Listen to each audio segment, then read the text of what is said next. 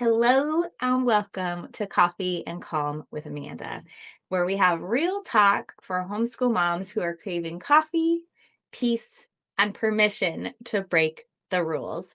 I'm Amanda, your host, second generation homeschooler, mom to four boys, and author of the book Overwhelmed. And this is going to be your space to breathe deeply, hopefully laugh a little, and find real encouragement for your homeschool journey.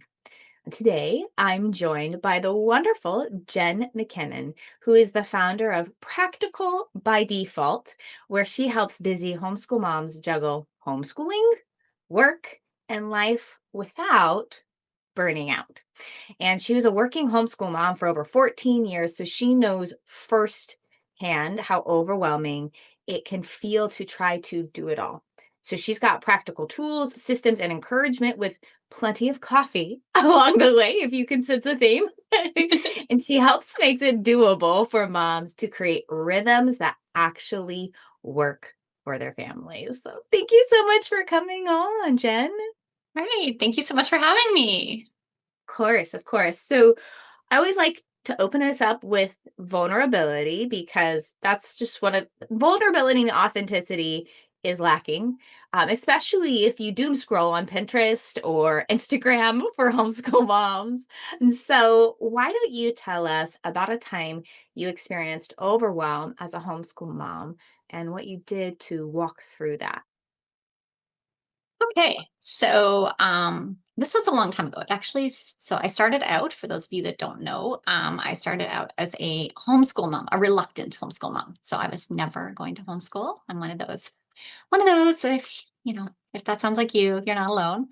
And so I stayed home, I stayed home with my kids. That's what I wanted, but life changed and I returned to the outside the home, working outside the home. And now looking back, I can see so many mistakes, but I decided I was still going to homeschool the same way. I was still going to do all the housekeeping. I was still going to do all the grocery shopping and work full time. And managed to keep that up for like 6 months. And then I got really sick and, we hit the busy season of the year, right? So like I worked in retail. So those of you that work in retail understand the ebbs and flows of retail. It can get a little chaotic. And we hit blackout season, which means you were not allowed to book time off work. So here I was at work, really, really sick, really, really overwhelmed, working until, 9, 10 o'clock at night, going to get groceries afterwards. And I was just so overwhelmed. I was trying to do it all. And I could not figure out. And at the time, I didn't know I was going through burnout or overwhelm. I just thought, all the other moms are doing it. I'm a failure. I can't do this. What's wrong with me? Because it looks like when you look out at the world that moms are doing it all and all by themselves without support systems, without, routines or like help of any sort. So that was exhausting. It wasn't until I went to a doctor and he was like, "You need to rest." And I laughed because I was like, when am I going to find time to rest? I don't have time to rest. I have a full-time job. I have two little ones at home. I'm homeschooling. I was doing drop-offs for like daycare and I was doing we only had one car, so I had to take my husband to work, which means you had to take the kids with you because they were too little to leave at home.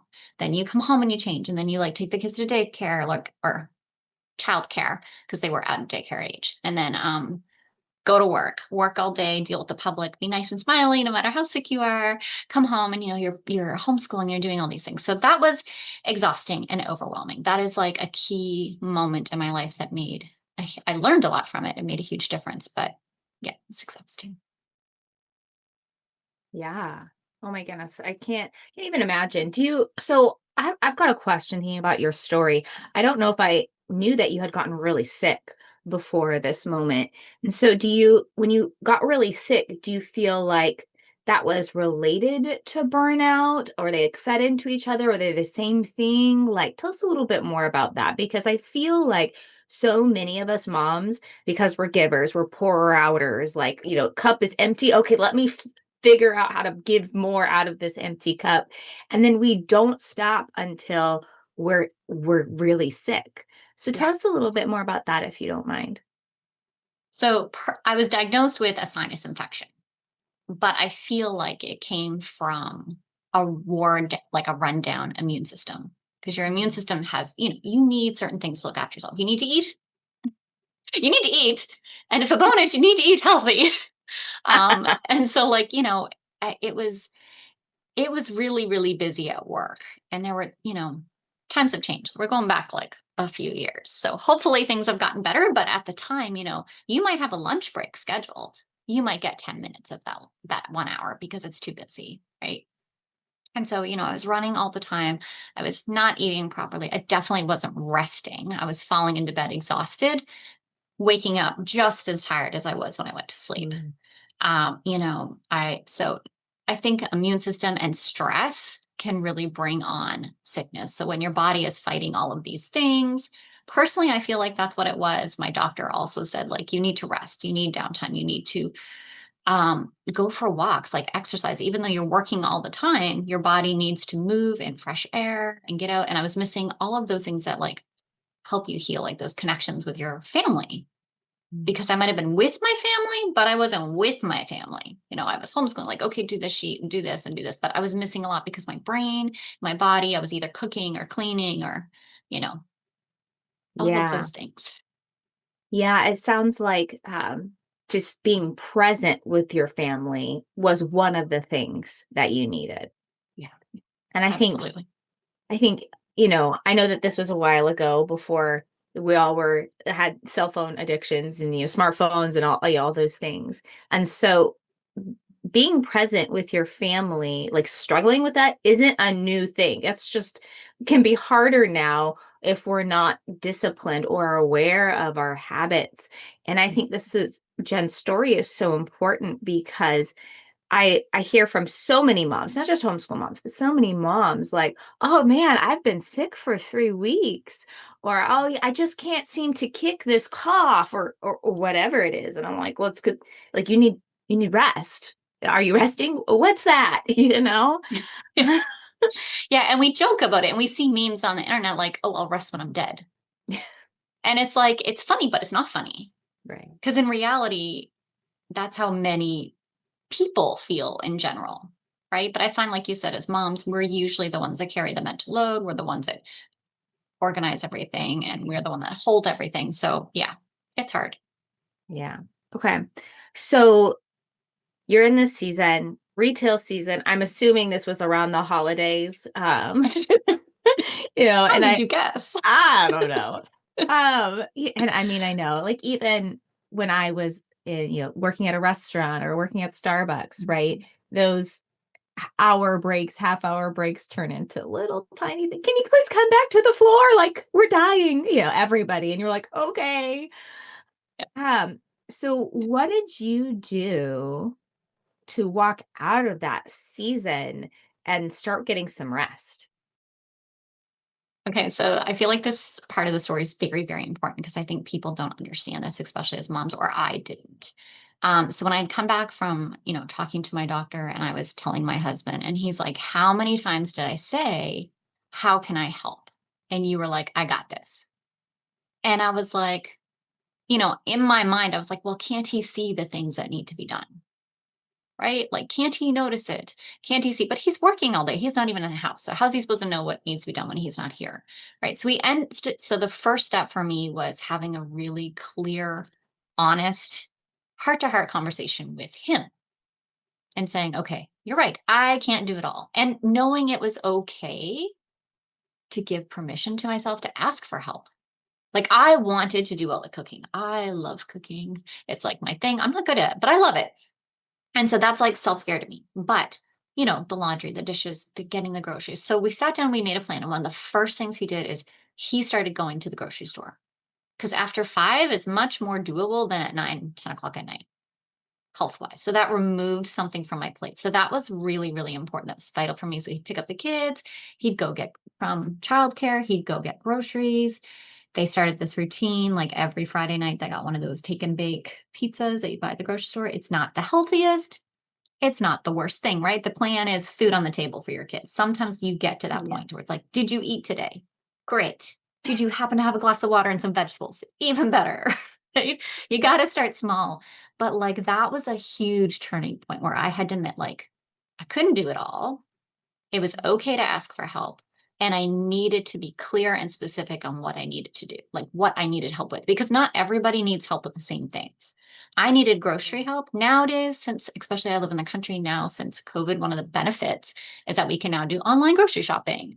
They won't deliver out where I live, but online grocery store shopping is still much easier, right? You just zip by on your way home, pick them up, and you carry on. So that was a huge changing point for me. And then prioritize, I started looking at how I was spending my time and then what on that list actually needed to be done by me. Because, my kids were older. We're talking like it was about 14 years ago, I'd say. So, they could throw their clothes in the laundry.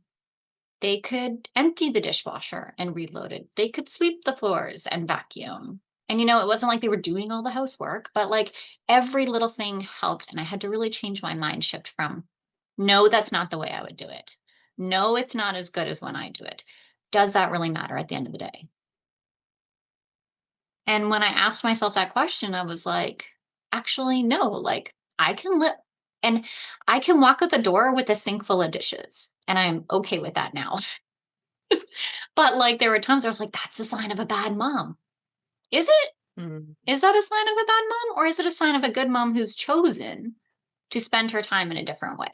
So now I have like routines where I get up earlier with my kids, and I still do that to this day. Have my cup of coffee, do something for me, check my planner. I have a planning system routine in place where I know what needs to be done by me, what can be let go, because my life is always changing. So, but it took time. Like it wasn't instant. It was a struggle. And even now, I catch myself going back to those old habits. I'm like, hold it. We got to have a family Mhm. meeting. We need to have a conversation because I cannot do it all and I will not do it all. And I think that's really important.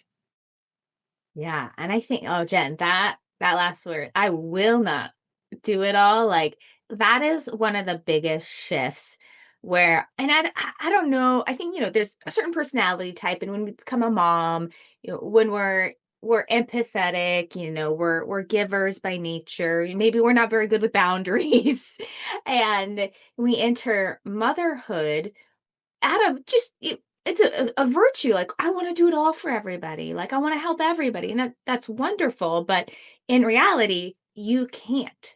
You are a limited human being, and when we shift from, "Okay, I wanna do it all for everybody. Oh, I'm failing because I can't," and then, "Wait, am I supposed to?" And then we finally give ourselves permission to say, "Oh, I will not do it all because that's not good for that's not good for me and that's not good for everybody."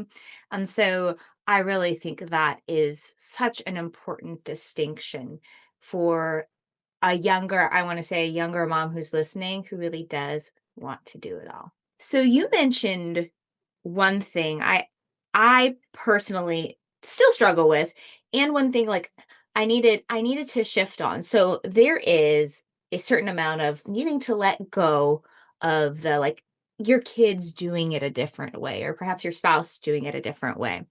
But I do think that there is a tension between when we realize we need to delegate and then, okay, I'm going to do it. I'm going to delegate. But then there sometimes can be this disconnect where we delegate, but then we don't teach our kids how to do it. Or we like our husband's like, yeah, I want to help. And then like because he doesn't see, because he doesn't have a woman's brain or know all the little things that we've never shared verbally that like we do, then when he does take on a job, sometimes we don't give him that direction or grace in learning how to do it a way we would like. Did you ever struggle with that delegation piece and that tension of, well, I want it done this way, and then the training and then the letting it go and letting it be what it will be? Oh yeah, I think we all do. And I always think of like loading the dishwasher is always like a source of contention for people, right? I load it this way, you load it that way. And it got to the point where I was like, okay, you can load it any way you want. But if the dishes don't get clean, because I would do the training. Now we're not talking about like 5, 6 year olds. Okay. We're talking about like teenagers. My kids would load it with me when they were younger. So that was always helpful because then they understood like, okay, the silverware actually needs to go in the little basket, or, why we put the plastics up high that can be dishwashed, like the Tupperware containers. Um, but, I was like, it's fine, but it needs to be clean. So when you unload it, the dishes that are not clean, can you please hand wash them so that they're clean? Well, nobody likes hand washing dishes. So they learned very quickly how to like move the dishes around so they would get clean so they wouldn't have to hand wash. So for me, that was a big deal. But the hardest part for delegating for me was actually delegating. Because when we hear delegation, we think, oh, we take this task and we give it to that person and it's good. But we have to let go of the mental load too. So, for example, cooking a meal, right? My husband might be like, I'm going to make suppers on Friday. I'm like, great, thanks, awesome. And he would come to me like, okay, what do I make? And it's like, you haven't really delegated it because you're still holding on to the mental load, right? Now you're thinking, okay, what's in the house? What groceries do we need? Did he pick those up if he's the guy getting groceries, or did I order them? And so you're handling all the mental load. So I got to the point where I would say to him, I'm like, I don't care what you make. I just want food to end up on my plate and I will eat it. Whatever it is, doesn't matter. And I really had to let that go because sometimes he would order like takeout and I don't want takeout. But it was like, that was the deal, right? Like if I'm going to delegate and I'm going to give him full control and power over that, then I had to let him do that. So, there's times I've eaten meals that I did not want, but I didn't have to cook them. So I always try to like think of like the win, right? So it's a lot like training when your kids, they're like, oh, they swept the floor and they missed the corners. Okay, but I didn't have to do it. So I would like, and of course, you always want to take in their age and their each child's abilities. You never want to give them a task they cannot do. But, just kind of shifting my mindset of like, does it really matter if the towels are folded incorrectly? Or does it matter that the towels are washed and dry and clean and put away? And don't stink. That too. Yeah. Yeah. Oh my goodness. And I think the mental load is a conversation that's only been opened up like in recent years. And I think that is a lot more challenging to let go of than, let's say, a task, because it's unseen. Mhm. And I think letting it be like what it'll be, that is such an important piece that Mhm. we let go, because otherwise we're still carrying it and it's still weighing on us. And so I we went through that kind of scenario. I'm the planner in the family. Like, I just like, if we go on a trip, I do all the planning. And so my husband was planning a trip with our oldest, and just a little backpacking trip. And I was like, I'm gonna be hands off. You tell me like if you need something. And I ended up going to like Cabela's and getting a compass at one point, but like that was it. And I was like, like, if you need like a first aid kit, I'll get it for you. But like, you just tell me. And I was hands off, and I was, pretty proud of myself that I didn't be like, okay, well, I was like, where are you guys going? Like, I need to know the trailhead. But like, Yeah. I didn't get involved. And so it didn't weigh on me. It was Good. wonderful. And that's so hard too because you're listening to them, right? And you're like, oh, did they? Don't say that. Just let them figure it out. They're going to be okay. Yeah. Yeah. And for frame of reference, my oldest is, just turned 13. So I'm like, even if they forgot water, they'll survive at least 2 days. And like, they have filtration system. Everything will be fine. It's gonna be fine. They're gonna be okay. Yeah. So yeah, absolutely. I love that. I love that. Okay. So thinking about moms, talk to us a little bit about the moms you help. And one thing's like, we've mentioned delegation, outsourcing, prioritizing, teaching the kids to do the chores, letting go of the mental load. What are some of the things you also help moms with, and like, what's one key that you would want to share with moms listening if they were struggling with homeschooling and time management and their schedule and all the things? That's a good question. One thing. That's always a hard I know. one. Oh, you could pick 2 or 3, but no pressure. No. I think first of all, they need to acknowledge that they're not alone. There's nothing wrong with them if they're feeling this way. Like it's completely natural. We've all been there. We've all been through it. And if you haven't been, you will be, because it's just a natural tendency, right? Like because we are normally in a position where we handle things, especially as a homeschool mom. Right. So we're involved in their education. We're involved in their, and then of course that's a whole other thing, right? Like, are they reading? Are they, learning the things that they're learning? And so, you end up staying awake at night thinking about, like, are they on par? Are they doing this? What if they do that? And honestly, you're doing much better than you think. And hard seasons come. So I think, first of all, just realizing, like, this overwhelm, this burnout, that's how you're feeling, you need to understand that's what it is. Right? Because you can't fix it if you don't know. Like, I didn't know. I had never heard of the term burnout or survival mode until years later. I was like, oh wait, that sounds familiar. Oh, that's how I felt. And once you put a name to it, then you can, like, understand, okay, this is where I'm at. Then how do I go from here to there? And it's not overnight. And it's not one change that's going to make it. It's going to be little. And I do recommend, please, please, please don't make like 20 different shifts at once, because then you're overwhelming yourself trying to get out of overwhelm. That's not how Yep. that works. Yes, exactly. So 100%. I always say, like, pick your biggest friction. Like, what's your biggest problem right now? And so maybe that's like the homeschool curriculum, right? You could be like, this isn't working for my child. And again, we may feel like we go on social media. It's like, oh, the mom is sitting with the kids and they're all, it's this cozy, wonderful, amazing experience. And for some moms, they have that. I never did. I had the kid upside down or under the table or on the bouncy ball. And that's okay. That's okay. That's how they learn. But that's not what I pictured. My homeschool did not look like ever what I thought it would be. And again, it's making those changes because really you're fitting the education to your child, not the other way around. Yeah. And so, if that's your biggest friction, start there. Or if, you don't know what to do every day, start planning, because it's so much easier. You are not designed to keep it all in your head. I don't care what kind of planner you use, online, offline, paper, digital. Just find one that works for you today. It could be, a sticky note, and just kind of stop trying to hold everything in your head, because you're just adding to the mental load. In my personal experience, that does not work. So find your friction. Like, is it meals? Is it, housework? Is it finding childcare? Is it, finding time for you? And then go from there. But yeah, like, it's okay if you're going through this, but don't stay there. Find someone to help, find someone that is your peer group who understands what you're going through. For me, especially as a working homeschool mom, community was a game changer, because I thought I was the only one. All of my friends, worked, put their kids on a bus, or they homeschooled and they stayed home. And I was like, am I the only one out here trying to do both? And then that was another expectation. I thought, okay, so since I'm the only one up here, then I gotta, like, figure this all out on my own.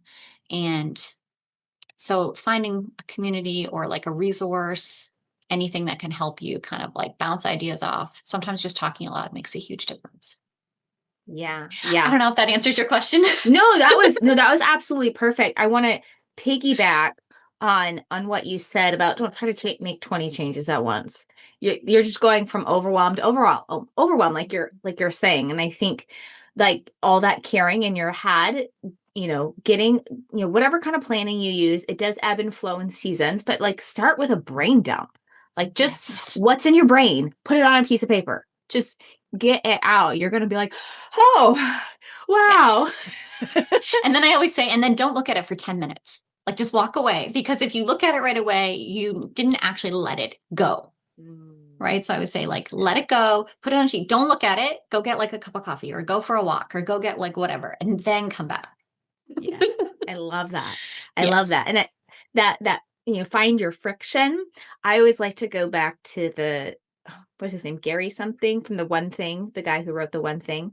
And he says, oh gosh, what is it?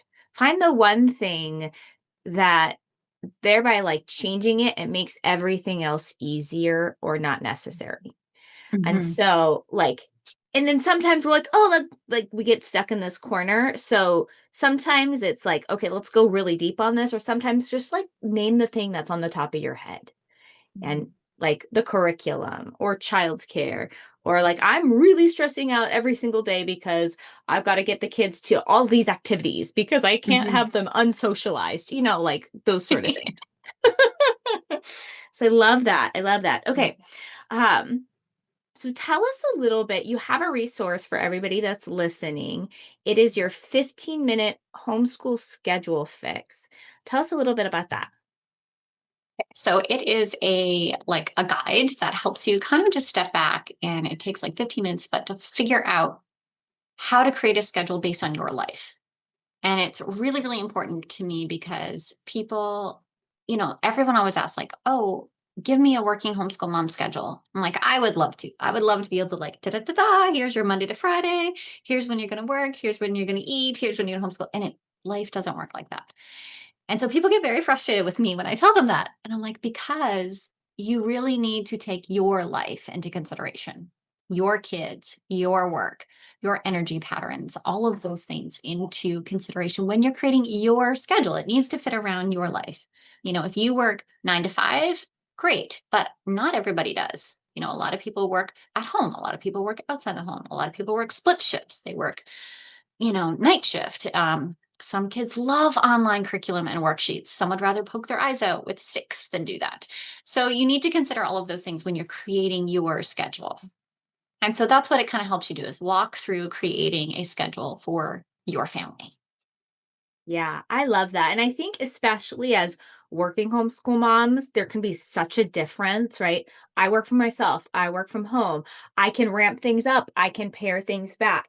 That's all within my control. But if you work for another company or you have to get a certain amount of hours in every week or month or whatever, it's going to look different. And I think, especially if we're in a season of overwhelm and burnout and dealing especially with some kind of sickness, it's so important to consider our energy first Mhm. over anything else, because if we can't show up well, we're not doing we're not doing our job we're not doing a great job at our job. We're not showing up our best for our kids. And so we have to prioritize rest. And even if it's for 3 months, even for 6 months, you guys can sit in bed and watch some documentaries. You guys can Yes. listen to some read alouds. You guys, you really, it's so important if you're dealing with massive overwhelm leading into burnout or any kind of sickness. It's so important that you prioritize your energy first. And that's going to be different, you know, today, versus another point of time in your cycle, even. So Yes. I love that you make that point, because I think the easy thing would be, oh, here's a boilerplate, like here's a template, just insert your stuff, but that's not the way this works. We're Mhm. crafting a lifestyle that is sustainable. Yes. Yeah. Love And I it. do I do feel it's important to share stories of how someone else is making it work, or other people's schedules. But I always say, use these as inspiration, because sometimes you'll be reading them and be like, oh, I didn't realize I didn't have to homeschool 9 to 3. I can do it on the weekends. I can do it in the evenings. Or I didn't realize my kids were learning through playing a game. Or, like you said, watching a documentary. Um, so until we see those or we hear those ideas, it may not come to us as an idea. But I always say, like, use it for inspiration. Don't copy, because we could have the exact same job, the exact same kids with the same ages, the exact same almost everything on paper, and it look completely different because of interests, health concerns, qualities, all of those things. And even when you work at home, you get interrupted, so you don't always get control over everything, even when you think you do.